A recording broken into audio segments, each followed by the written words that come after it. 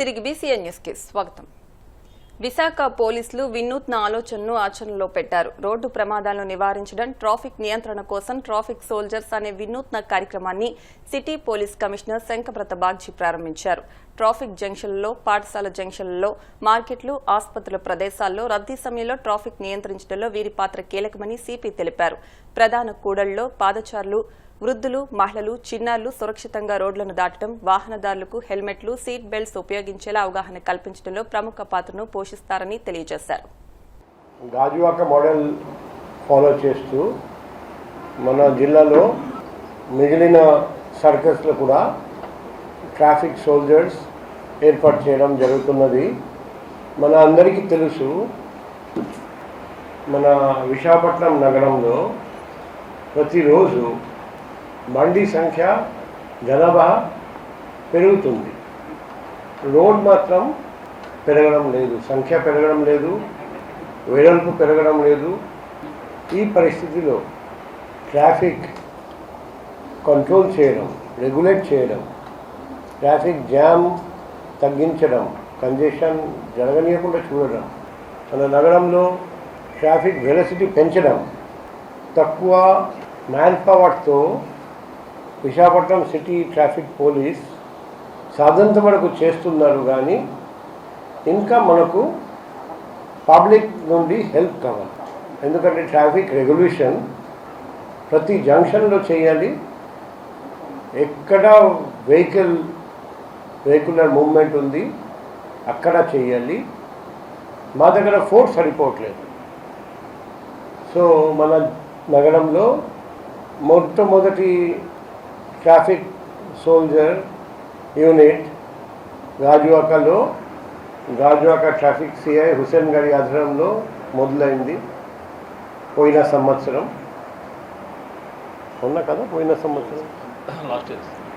అప్పటి నుండి మిగిలిన సర్కల్స్లో కూడా ట్రాఫిక్ సోల్జర్స్ అవసరమని అక్కడ కూడా ప్రోత్సహించి ట్రాఫిక్ సోల్జర్స్గా మార్చి వాళ్ళ హెల్ప్ తీసుకోవడం చాలా అవసరమని మేము భావిస్తున్నాం. ఈ దిశగా ప్రతి జిల్లాలో ప్రతి సర్కిల్ నుండి అడల్ట్స్ని, పిల్లల్ని మనం తీసుకోవడం లేదు, అడల్ట్స్ని ట్రాఫిక్ సోల్జర్గా ఎన్లిస్ట్ చేయడం ఆ ప్రోగ్రాం మొదలైంది. ఇక్కడ ముఖ్యమైన ఇష్యూ వచ్చేసి మీరందరూ స్వచ్ఛందంగా ముందుకు వచ్చారండి.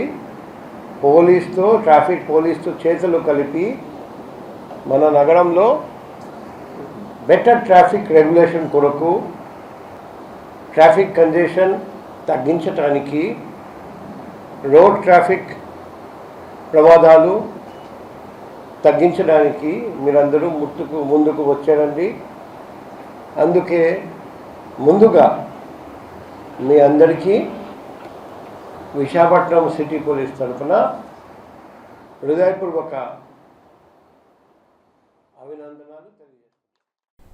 ఇరాన్పై జరుగుతున్న దాడులను ఖండిస్తూ విశాఖలో అఖిలపక్ష కార్మిక సంఘాలు నిరసనకు దిగాయి. అమెరికా, ఇజ్రాయెల్ చేస్తున్న యుద్దాన్ని ఆపాలని, అమెరికా చర్యలకు వ్యతిరేకంగా గళమెత్తారు. ఐక్యరాజ్య సమితి స్పందించి భద్రతా మండలి సమావేశం ఏర్పాటు చేసి తగిన చర్యలు తీసుకోవాలని డిమాండ్ చేశారు. దేశానికి రావాల్సిన ఆయిల్ను నిలిపివేయడానికి కారణం అమెరికా అని, దీనిపై తక్షణమే మోదీ స్పందించి ఐక్యరాజ్య సమితికి లేఖ రాయాలని కోరారు.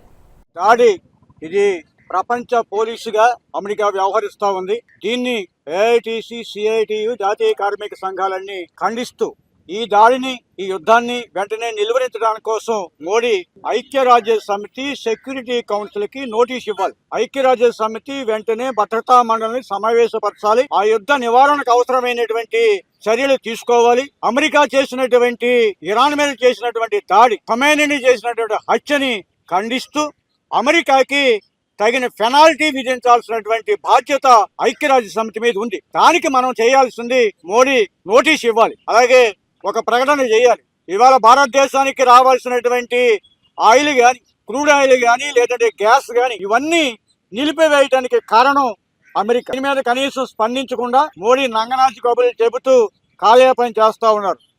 అఖిలపక్ష కార్మిక సంఘాల పిలుపు మేరకు తక్షణం ఇరాన్ మీద అమెరికా చేస్తున్న ఇజ్రాయెల్ చేస్తున్న యుద్ధాన్ని ఆపాలని, ప్రపంచ శాంతిని నెలకొల్పాలని, మన దేశంలో వస్తున్న ఎల్పీజీ గ్యాస్ కొరతను అరికట్టాలని, అలాగే పెట్రోల్ డీజిల్ రేట్లు పెరగకుండా చూడాలని, అలాగే మన దేశం నుండి ఎగుమతి అవుతున్న సరుకులని వాళ్ళకి రక్షణ కల్పించాలని, మన దేశ ప్రజలు కార్మికుల యొక్క రైతుల యొక్క ప్రయోజనాలు కాపాడాలని చెప్పి ఈ రోజు ధర్నా కార్యక్రమం చేస్తున్నాము. అమెరికా ఇజ్రాయెల్ బరితెగించే ఇరాన్ లో ఉన్న ఆయిల్ వాళ్ళకి కావాలి, అందుకోసం యుద్ధం చేశారు. డైరెక్ట్ గా ఖమేనీని చంపేశారు. అలాగే వెనిజులా దేశ అధ్యక్షుడు ముదురోని అరెస్ట్ చేసి వాళ్ళ జైల్లో పెట్టారు. ఇంత దౌర్జన్యం, ఇంత గుండాయిజం వాళ్ళ యొక్క ప్రయోజనాల కోసం చేస్తున్నారు. పిల్లల్ని, మహిళల్ని, వృద్ధుల్ని చంపుతున్నారు. దేశ సార్వభౌమత్వాన్ని సర్వనాశనం చేస్తున్నారు. అయినా మన మోడీ ఏం మాట్లాడట్లేదు. ఇంత దుర్మార్గం, ఇంత వెన్నెముక లేని ప్రధానమంత్రి, ఇంత చేతగాని ప్రధానమంత్రి స్వతంత్ర భారతదేశంలో ఈ దేశం ఎప్పుడూ చూడలేదు. కనీసం ఖండించడానికి ఒక సార్వభౌమాధికార దేశాల్లో ఆ దేశ అధ్యక్షుడిని చంపేస్తే ఖండించడానికి కూడా మన మోడీకి నోరు రాలేదు.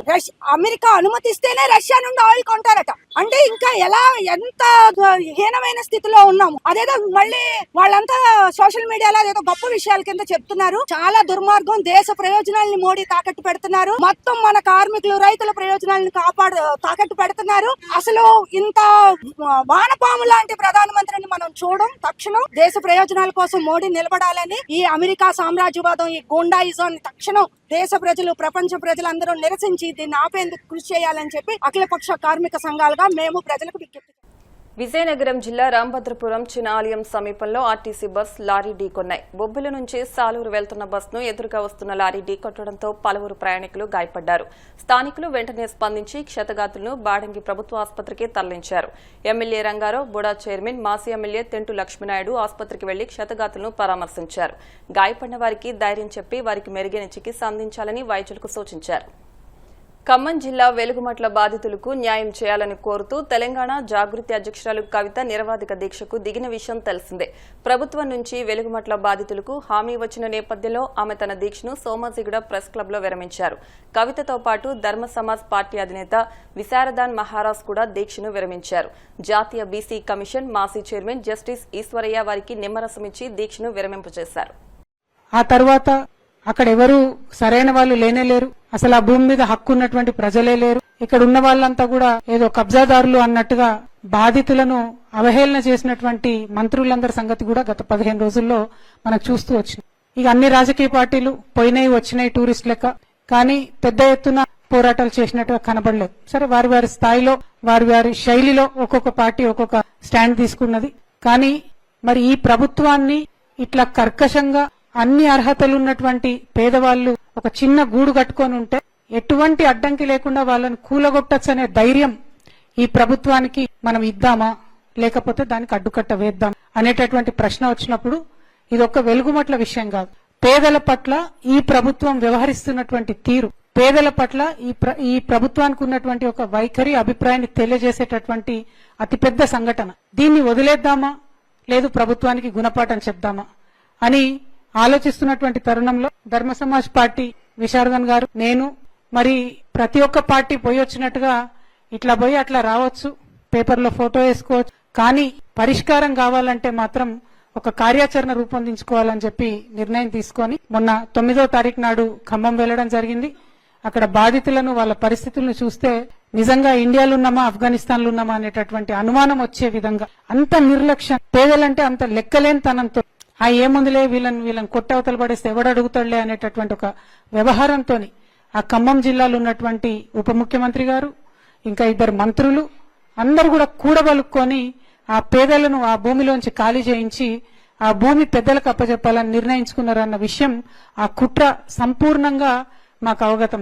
దాంతోనే ఈ కుట్రను ఎట్లన్నా ఛేదించాలి, ఇది భూదాన్ భూమి అంటే పేదల భూమి, పేదలకు అప్పగించాలి ఈ భూమిని అని చెప్పి ఒక సీరియస్ డెసిషన్ తీసుకొని మొదట పెద్ద మహాధర్నా ఒకటి ఖమ్మం పట్టణంలో చేసి ఆ తర్వాత మరి అక్కడికక్కడే నిర్ణయం తీసుకొని నిరవధిక నిరాహార దీక్ష చేపట్టాలి అని చెప్పి అక్కడ మొదలు పెట్టడం జరిగింది. మరి అక్కడ ఎక్కడైతే బాధితులు ఉన్నారో అదే చోట, అదే అంబేద్కర్ హాల్లో కూర్చొని దీక్ష ప్రారంభించిన. ఆ తర్వాత పోలీసు వాళ్ళు వచ్చి అరెస్ట్ చేసి మమ్మల్ని హైదరాబాద్ తరలించిన తర్వాత కూడా విశారదన్ గారు వారి ఆఫీస్ లో, నేను మా ఆఫీస్ లో. ఎందుకంటే పోలీసు వాళ్ళు తీసుకొచ్చి మమ్మల్ని అక్కడ వదిలేసారు కాబట్టి వాళ్ళు ఎక్కడ వదిలేస్తే అక్కడ కనీసం ఇంకొక ఇంటి దగ్గర కానీ ఇంకో దిక్కుపోకుండా ఇమీడియట్ గా పోయి దీక్ష శిబిరంలో కూర్చొని అట్లానే దీక్ష కంటిన్యూ చేసినటువంటి సందర్భం తెలంగాణ ప్రజలందరూ కూడా తెలుసు. అయితే ఇవాళ దీక్ష చేయాల్సినంత భయంకరమైన పరిస్థితి ఏంటి అంటే, ఇవాళ ప్రభుత్వం ఒక ధైర్యంతోనే, అంటే మీడియా మా పక్షాన ఉంది, అధికారం మా పక్షాన ఉంది, అధికారులు మా పక్షాన ఉన్నారు, ఏం చేసినా చెల్లుతుంది అనేటటువంటి ఒక ధైర్యంతో పేదవాళ్ళ ఇండ్లు కూలగొట్టేసి, అప్పుడేమో అది కరెక్ట్ అన్నారు. ఈ రోజు మంత్రులు ప్రెస్ మీట్ పెట్టి కూలగొట్టిన ఆ భూమిలో 450 మంది అర్హులే, వాళ్ళకి పట్టాలు ఉన్నాయంటారు. అదేవిధంగా పోలీస్ కమిషనర్ ఇవాళ అఫీషియల్ గా ట్వీట్ చేసి ఏమని, ల్యాండ్ ఓనర్స్ ని మేము ఎవాక్యుయేట్ చేసినాం అంటే. My straight question to Rahul Gandhiji, why did your government in Telangana evacuate landowner? How dare your government enter into a private property? How dare your government demolish those houses of the poor people? And how dare your ministers lie to the people of Telangana very blatantly for the whole world to see? And what is the meaning of you carrying a constitution, parading it around? It is not an ornament. It is to be lived by the spirit. And if the Congress party today is lacking the spirit, then I believe your government should immediately resign and ask the forgiveness of people of Telangana. What happened in Khammam is not a small issue. It is a very big issue. It is a huge issue. వార్తలు ముగించే ముందు ముఖ్యాంశాలు మరొకసారి. $multi-million company వంటి branding డ్వాక్రా ఉత్పత్తులకు అవసరమన్న CM Chandrababu. డ్వాక్రా మహిళలు తీసుకునే రుణాలు తప్పకుండా చెల్లిస్తారని వ్యాఖ్య.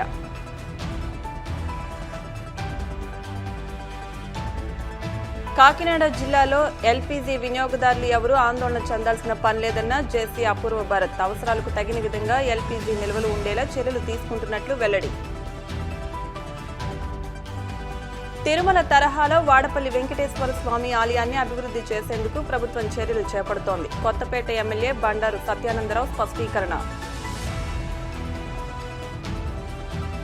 వెలుగుమట్ల బాధితులకు ప్రభుత్వం నుంచి హామీ రావడంతో దీక్ష విరమించిన కవిత. నిమ్మరసం ఇచ్చి దీక్ష విరమింపజేసిన బీసీ కమిషన్ మాజీ చైర్మన్ ఈశ్వరయ్య. ఈ వార్తలు ఇంతటితో సమాప్తం. మరిన్ని వార్తల కోసం BCN digital YouTube channel, Facebook page ని ఫాలో అవ్వండి. అప్డేట్ వార్తల కోసం ప్లీజ్ సబ్స్క్రైబ్.